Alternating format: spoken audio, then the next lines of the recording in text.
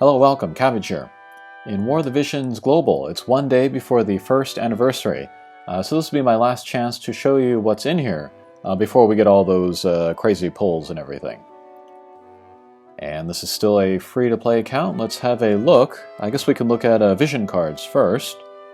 And I've made some nice progress here. I have Max Fenrir, Odin, and Shiva. And thinking about it, in JP, about maybe 11 months into the game, about a year, I also had 3 max UR vision cards there, so I guess my global account is in good shape.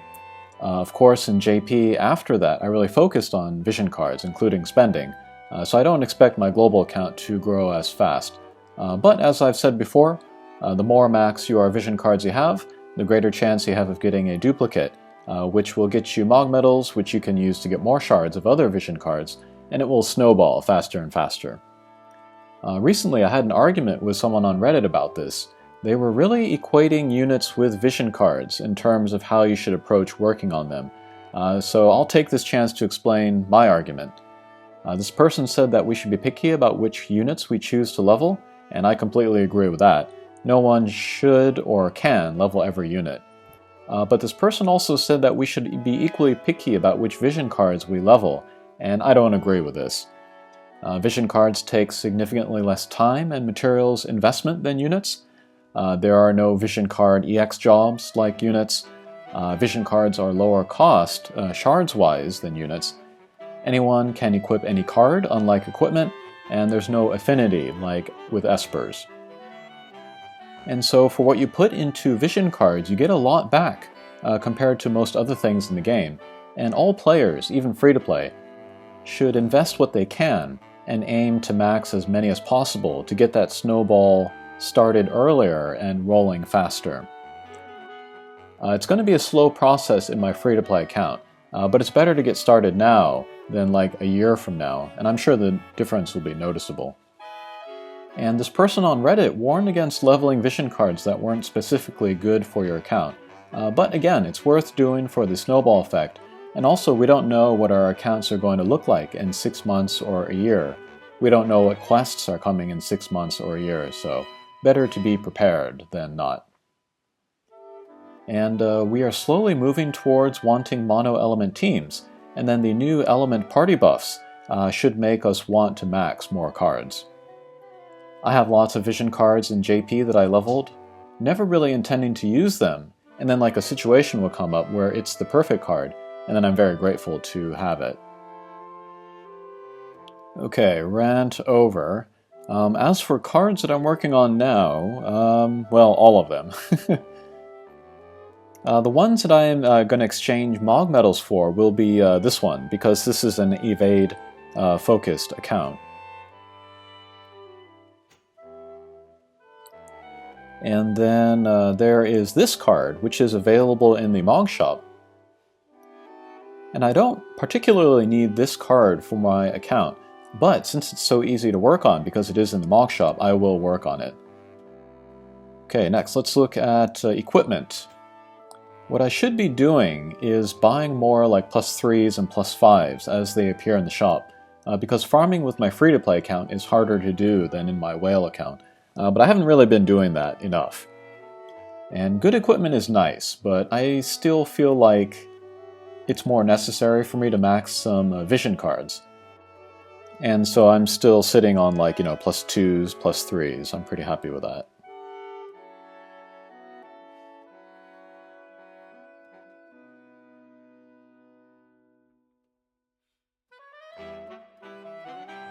I see some +3s and +4s in there, so that's fine.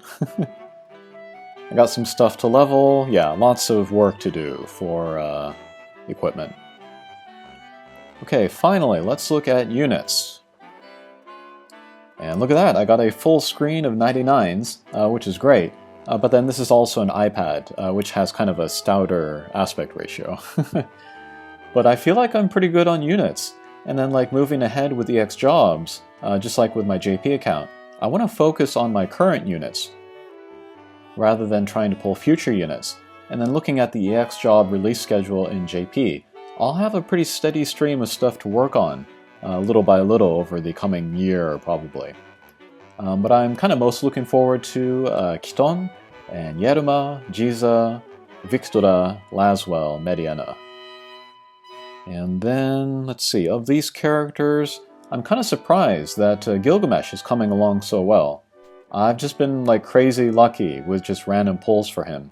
And then I've never pulled like Super Stern or Erude. Still haven't pulled that guy.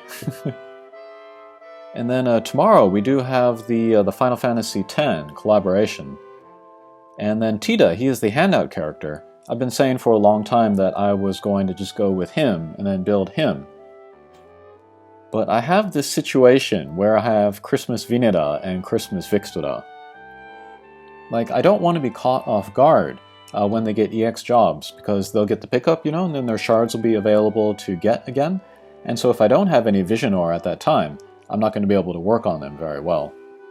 So I kind of feel like my hands are tied until these two get their EX jobs.